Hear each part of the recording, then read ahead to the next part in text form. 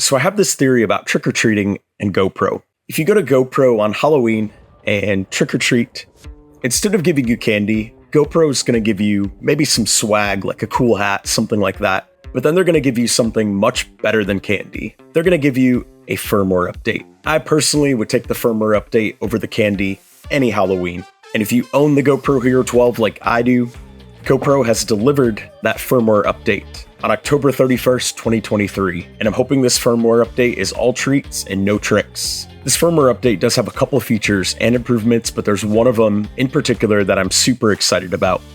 But first, let's get the GoPro Hero 12 updated, and then we'll take a look at that feature. All right, so first thing we're gonna do is we're going to bring up the Quick app. And like I said, you can bring this up on a phone or a tablet. In this case, I'm gonna use it on my iPad. Then we're gonna power on the GoPro. Once the GoPro's powered on, we're just gonna connect it here. So in this case, if it's the first time you're pairing it, which it is the first time I'm pairing it with this device, I'm gonna go into the main menu here. I'm gonna click pair device, and I'm gonna click connect on my iPad here. It's gonna say it found my GoPro. I'm gonna click connect camera and click pair. It's gonna make that beep when it connects. And I'm gonna name it a super original name, Hero 12 Black. I'm gonna save the name. And it's gonna tell us that there's some updates here. We're gonna click update camera. It's gonna prompt to connect to the Wi-Fi, and we're gonna click join. All right, and right here, it's gonna provide a summary of that update, which like I said, we're gonna get into that in a moment, but I'm gonna click update right here. I'm gonna accept and continue, and it's gonna go through the process of transferring files to the camera. And then once those files are transferred, the update is going to start. So on the camera, it's gonna do that nice little downloading update screen. It's gonna tell you, of course, keep your camera plugged in if connected to power. You do wanna have a certain amount of battery. If you've done this before, you know that I generally recommend 30 to 50% of the battery, because you don't want your GoPro powering off in the middle of a firmware update. Then it is all trick and no treat. All right, so the files are almost 100% done transferring. There we go. So it's going to install the update now. It's going to let you know don't exit the GoPro Quick app or turn off your camera during this process. Usually it takes a couple minutes at most, so just be patient. If it looks like it's not doing anything, don't worry. It just takes a little bit on this last step here. There's our beeps and our reboot right there. And the GoPro says update complete. I'm gonna give it a moment there, and it's probably gonna reboot one more time. All right, so our update is done there. And on your tablet or smartphone, it's gonna finish up in a moment. There's always a little bit of lag there. So first of all, let's talk about what's new with firmware version 1.20. The first new feature is this firmware update adds support for the waterproof shutter remote. So if you own the waterproof shutter remote, that remote will now work with the Hero 12. Now the next new feature is the one that I'm most excited about. And this one adds exposure control for GP log encoding. Now what does that mean, you might ask? If you use the GP log mode at all on the GoPro Hero 12, you probably noticed right away in there that there were some settings that were grayed out, like EV comp, and other settings like ISO max, you could only go as high as 400. You couldn't go any higher.